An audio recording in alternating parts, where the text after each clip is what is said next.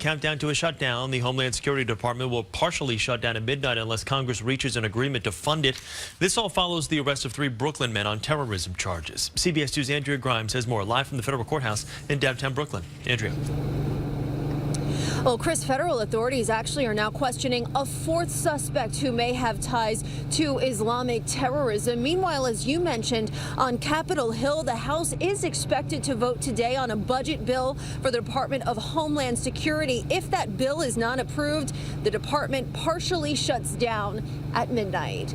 With you that New York City Police Commissioner Bill Bratton sounding the alarm to Washington lawmakers, saying they should not be playing politics with the vital Department of Homeland Security.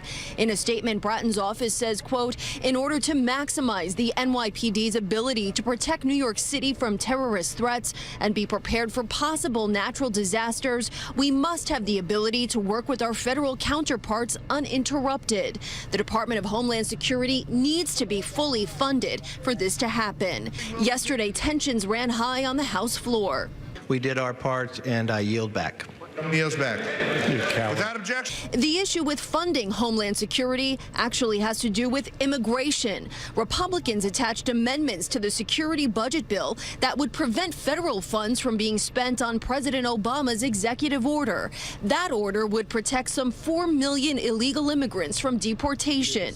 Monday, the Homeland Security Secretary held a press conference to warn of consequences of inaction. A failure to fund the Department of Homeland Security fully has real impacts on public safety and the jobs of people like you see up here on this stage across every reach of this country.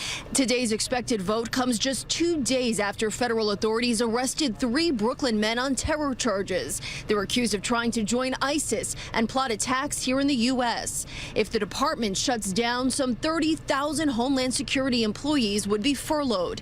Essential workers like TSA agents would have to work without pay.